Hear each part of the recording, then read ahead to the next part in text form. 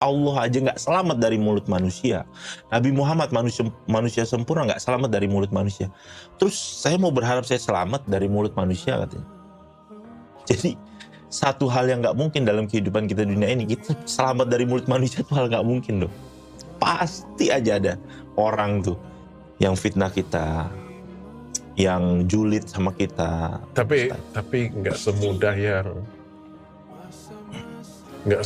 yang Pak Ustadz sampaikan sih. Bahkan Betul. saya aja dengan semua bimbingan guru, dengan semua jalan yang saya punya aja, nggak semudah itu saya melewati. Berat dong memang dong. Kalau di fitnah, masuk di penjara nih, masuk penjara nih.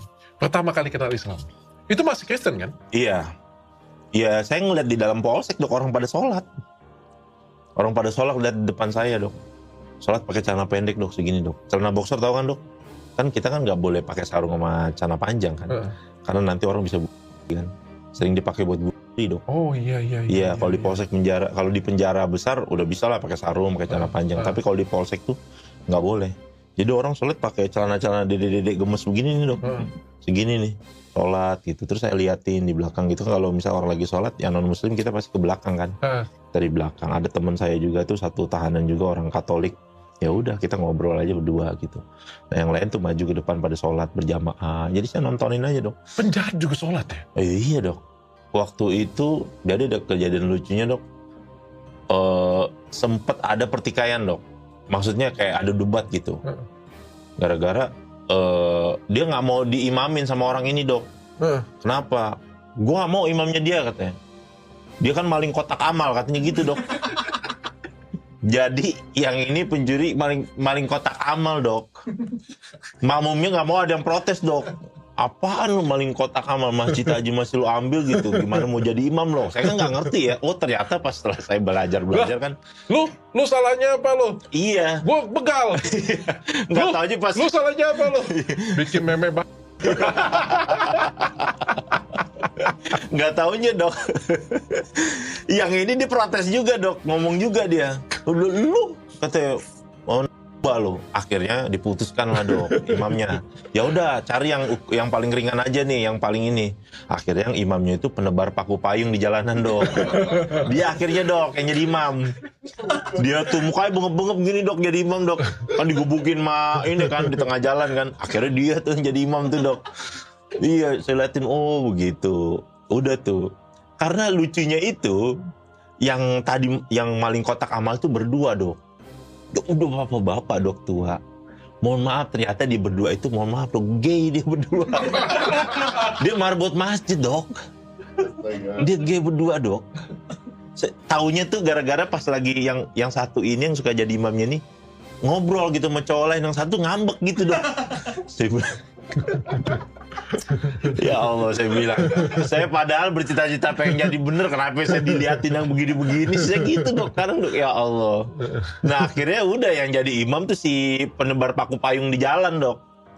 Akhirnya ya udah dari situ saya ngeliatin orang sholat, terus saya mulai tertarik. Nah kenapa tertarik? Ya ternyata penjahat. Iya. Sama aja. Tapi dok, orang ketika di dalam penjara itu dok, ibadahnya tuh luar biasa dok, khusyuknya dok. Ya namanya orang lagi kena musibah, kena ini kan. Benar loh. Doanya itu apa nangis-nangis. Banyak orang mengenalku sebagai dokter yang hidupnya sudah mapan. Klinik berjalan, bisnis berkembang, dan namaku mulai dikenal di berbagai tempat. Dari luar, hidupku terlihat sempurna. Seperti tidak ada lagi yang perlu dikejar. Tapi hanya aku yang tahu, setiap malam ada perasaan kosong yang tidak bisa dijelaskan. Bukan sedih, tapi seperti ada yang hilang. Aku pernah berpikir mungkin aku hanya lelah. Mungkin terlalu banyak bekerja, terlalu jarang istirahat. Tapi bahkan saat libur, perasaan itu tetap ada.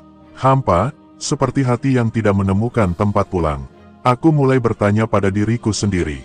Untuk apa semua pencapaian ini kalau hatiku tidak benar-benar tenang? Di titik itulah aku mulai lebih peka terhadap hal-hal kecil di sekitarku. Aku memperhatikan bagaimana teman-temanku yang muslim menjalani hidup mereka. Saat mereka menghadapi masalah, mereka berdoa. Saat keadaan sulit, mereka berserah diri. Ada ketenangan yang terpancar dari wajah mereka. Ketenangan yang tidak bisa dibeli dengan uang atau jabatan.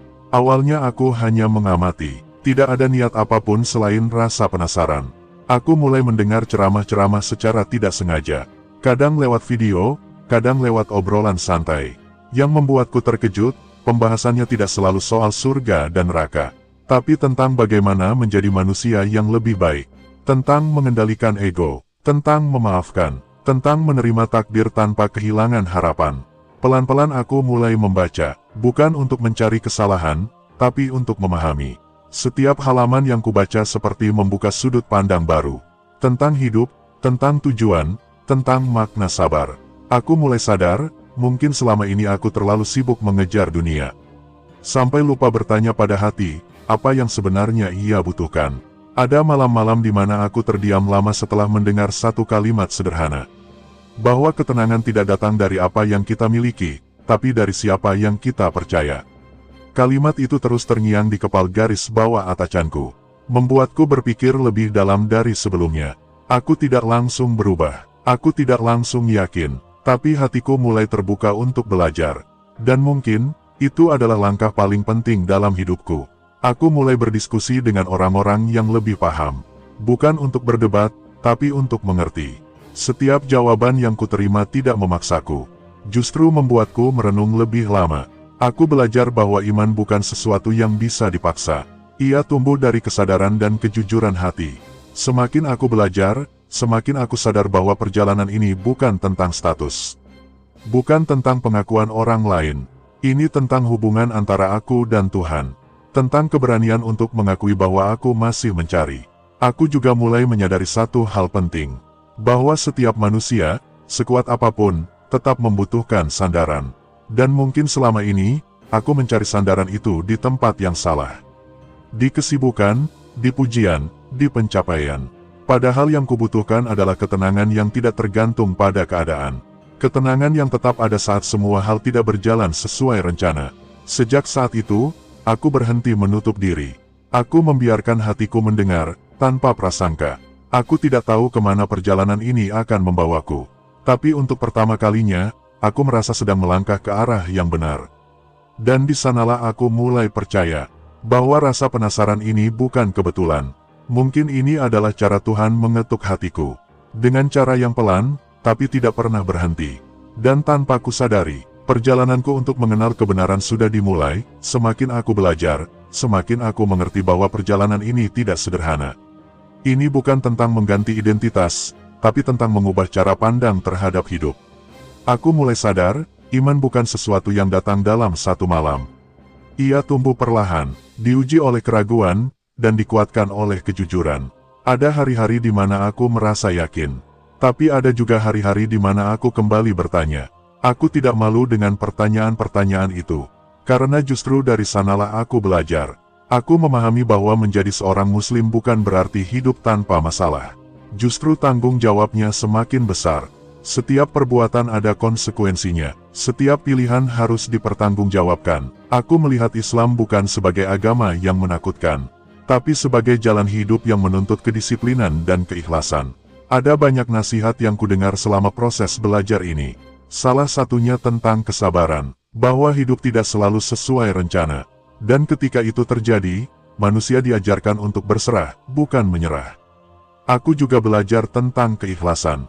Melakukan kebaikan tanpa perlu dilihat atau dipuji. Hal itu terasa asing di awal, karena selama ini, dunia mengajarkanku untuk selalu mencari pengakuan. Tapi semakin aku pahami, semakin aku mengerti maknanya. Bahwa ketenangan lahir dari hati yang tidak bergantung pada penilaian manusia. Ada satu keputusan besar yang akhirnya harus kuhadapi. Keputusan yang tidak bisa kuambil karena emosi sesaat. Aku tahu, apapun pilihanku, tidak semua orang akan memahami. Dan itu adalah risiko yang harus diterima. Aku memilih untuk tidak terburu-buru bicara ke publik. Bukan karena takut, tapi karena ingin memastikan niatku lurus. Aku ingin belajar dengan tenang. Memperbaiki diri tanpa sorotan, karena iman bukan sesuatu yang perlu diumumkan. Ia hidup di dalam hati dan tercermin lewat sikap. Aku juga menyadari, banyak orang salah menilai agama dari perilaku sebagian pemeluknya. Padahal setiap manusia punya kekurangan. Islam tidak meminta manusia menjadi sempurna, tapi meminta manusia untuk terus berusaha menjadi lebih baik. Itu yang membuatku bertahan dalam proses ini. Kesadaran bahwa belajar tidak pernah berhenti. Ada masa-masa sulit yang harus kulewati. Tekanan batin, kesalahpahaman, dan prasangka. Tapi setiap kali aku hampir menyerah, aku teringat satu hal sederhana. Bahwa hidayah tidak datang kepada orang yang merasa paling benar, tapi kepada mereka yang mau membuka hati. Aku bukan orang yang paling suci. Aku juga punya masa lalu dan kekurangan. Justru karena itulah aku belajar. Karena aku tahu, aku membutuhkan bimbingan. Aku tidak mengklaim diriku sudah sempurna. Aku masih dalam perjalanan. Dan mungkin, perjalanan inilah yang paling jujur. Perjalanan mengenal diri sendiri dan Tuhan. Kini aku mengerti, iman bukan tentang siapa kita dulu, tapi tentang siapa yang ingin kita tuju. Bukan tentang seberapa cepat berubah, tapi seberapa sungguh-sungguh kita melangkah. Aku belajar untuk tidak menghakimi, karena setiap orang punya waktunya sendiri. Aku juga belajar untuk bersyukur atas setiap langkah kecil yang membawaku lebih dekat pada ketenangan. Jika ada satu pesan yang ingin kusampaikan, itu adalah tentang hidayah. Bahwa hidayah tidak mengenal latar belakang, tidak melihat status, jabatan, atau masa lalu. Hidayah datang kepada siapapun yang mau belajar, mau merendah, dan mau jujur pada hatinya. Dan aku hanyalah satu dari sekian banyak manusia yang sedang belajar memahami arti hidup. Perjalananku mungkin berbeda, tapi tujuannya sama, mencari ketenangan, mencari kebenaran, dan semoga langkah kecil ini menjadi awal dari kehidupan yang lebih bermakna. Setelah aku mulai lebih serius belajar, hidup justru terasa semakin menantang. Seolah-olah ada banyak hal yang datang bersamaan, menguji keyakinanku. Ada hari-hari di mana semuanya terasa berat. Bukan hanya fisik, tapi juga pikiran dan perasaan. Aku mulai menyadari bahwa perubahan tidak selalu disambut dengan tepuk tangan. Kadang justru datang bersama pertanyaan dan kecurigaan. Ada yang mendukung, tapi tidak sedikit yang meragukan. Ada yang mendoakan, tapi ada juga yang menyindir. Awalnya aku mencoba untuk tidak memikirkan komentar orang. Tapi sebagai manusia, tentu saja aku tetap merasa lelah. Aku bertanya pada diriku sendiri, apakah aku sanggup menjalani semua ini? Apakah aku cukup kuat untuk terus melangkah? Di saat-saat seperti itu, aku kembali mengingat tujuan awalku. Bahwa aku memulai semua ini bukan untuk dipuji, tapi untuk mencari kebenaran. Aku belajar bahwa ujian bukan tanda kita salah jalan. Seringkali justru tanda bahwa kita sedang bertumbuh. Setiap kali hatiku terasa goyah, aku kembali pada hal-hal dasar. Belajar, berdoa, dan memperbaiki diri sedikit demi sedikit. Aku tidak langsung menjadi pribadi yang baru. Masih banyak kebiasaan lama yang harus kuperbaiki. Dan itu tidak mudah. Mengubah diri sendiri selalu lebih sulit daripada menilai orang lain. Ada momen di mana aku merasa sendirian. Seolah tidak ada yang benar-benar mengerti apa yang sedang kujalani. Tapi di saat yang sama, aku juga belajar tentang ketulusan. Tentang orang-orang yang hadir tanpa banyak bicara, tapi selalu mendoakan. Aku mulai memahami arti sabar yang sesungguhnya. Bukan diam tanpa rasa, tapi bertahan meski hati lelah. Aku juga belajar bahwa iman bukan hanya soal keyakinan di dalam hati, tapi tentang bagaimana kita bersikap saat keadaan tidak berpihak. Saat rencana gagal, saat harapan tertunda, saat hidup tidak sesuai dengan yang kita inginkan. Disitulah aku diuji, apakah aku tetap percaya atau kembali ragu. Apakah aku tetap melangkah atau memilih berhenti. Pelan-pelan aku menyadari, aku tidak berjalan sendirian. Ada kekuatan yang selalu menyertaiku, meski tak terlihat. Setiap kali aku hampir menyerah, selalu ada jalan kecil yang terbuka. Tidak selalu besar, tapi cukup untuk membuatku bertahan. Aku belajar untuk lebih banyak bersyukur. Bukan hanya saat senang, tapi juga saat diuji. Karena dari ujian itulah aku mengenal diriku sendiri. Aku tahu seberapa kuat dan seberapa rapuh diriku. Aku tidak lagi menuntut hidup untuk selalu mudah. Aku hanya berharap diberi kekuatan untuk menghadapi apapun yang datang. Aku juga belajar untuk lebih rendah hati. Bahwa aku masih perlu banyak belajar dan memperbaiki diri. Perjalanan ini mengajarkanku satu hal penting. Bahwa keputusan besar selalu diikuti tanggung jawab besar. Dan tanggung jawab itu tidak bisa dihindari. Hanya bisa dijalani dengan kesabaran dan keteguhan. Kini aku mengerti, ujian bukan datang untuk menjatuhkan, tapi untuk menguatkan. Bukan untuk membuatku mundur, tapi untuk memastikan bahwa langkahku memang sungguh-sungguh. Dan selama aku masih mau belajar dan berusaha, aku percaya aku tidak akan dibiarkan sendirian. Perjalanan ini mungkin panjang, mungkin juga penuh rintangan, tapi aku memilih untuk tetap melangkah. Karena aku tahu, aku sedang menuju arah yang benar. Seiring waktu, aku mulai terbiasa dengan ritme hidup yang baru. Bukan karena semua masalah hilang, tapi karena caraku memandang masalah mulai berubah. Aku tidak lagi bertanya, kenapa ini terjadi padaku? Tapi mulai belajar bertanya, apa yang bisa kupelajari dari ini? Pelan-pelan, hatiku tidak lagi mudah marah. Aku mulai lebih bisa menahan diri saat keadaan tidak sesuai harapan. Aku sadar, perubahan besar tidak selalu terlihat dari luar. Seringkali justru terjadi diam-diam di dalam hati. Aku mulai memperbaiki hal-hal kecil dalam keseharian. Cara berbicara, cara bersikap, cara menghargai orang lain.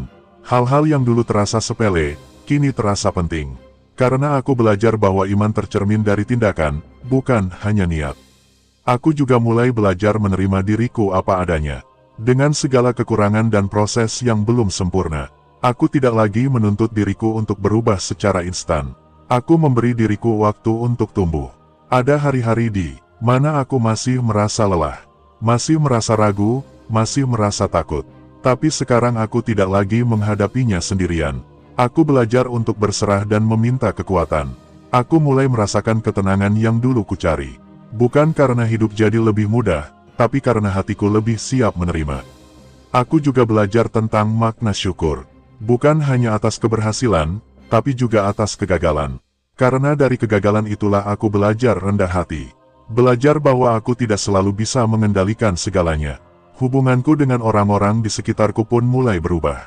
Aku lebih berusaha mendengar daripada membalas. Aku lebih memilih diam daripada memperpanjang konflik. Bukan karena takut, tapi karena ingin menjaga hati. Aku belajar bahwa memaafkan bukan berarti melupakan, tapi melepaskan beban yang selama ini kita simpan sendiri. Semakin aku memahami hal itu, semakin ringan rasanya melangkah. Seolah ada beban lama yang perlahan terangkat. Aku juga mulai memahami bahwa setiap orang punya waktunya sendiri. Tidak semua orang bisa langsung mengerti pilihanku. Dan itu tidak apa-apa. Aku tidak bisa memaksa siapapun untuk memahami perjalananku. Tugasku hanya satu, menjaga niat dan terus memperbaiki diri. Tentang penilaian orang lain, biarlah waktu yang menjawab. Aku kini lebih berhati-hati dalam bersikap. Karena aku sadar, setiap tindakanku membawa tanggung jawab. Bukan hanya sebagai individu, tapi juga sebagai seseorang yang sedang belajar menjadi lebih baik. Aku tidak ingin menyakiti orang lain karena ketidaksadaranku sendiri. Aku juga belajar bahwa ketenangan tidak berarti hidup tanpa masalah, tapi hidup dengan hati yang lebih kuat menghadapi masalah. Perubahan ini tidak selalu terlihat oleh orang lain, tapi aku bisa merasakannya di dalam diriku. Ada kedamaian yang perlahan tumbuh. Ada keyakinan yang semakin menguat. Aku tahu aku belum sampai di tujuan. Perjalananku masih panjang, tapi sekarang aku tidak lagi takut melangkah. Karena aku tahu, aku tidak berjalan tanpa arah. Dan di titik inilah aku mulai benar-benar mengerti bahwa menerima diri dan terus memperbaiki diri adalah bagian dari ibadah. Bukan tentang menjadi sempurna, tapi tentang tidak berhenti berusaha. Dan selama aku masih mau belajar dan berubah, aku percaya aku sedang berada di jalan yang benar.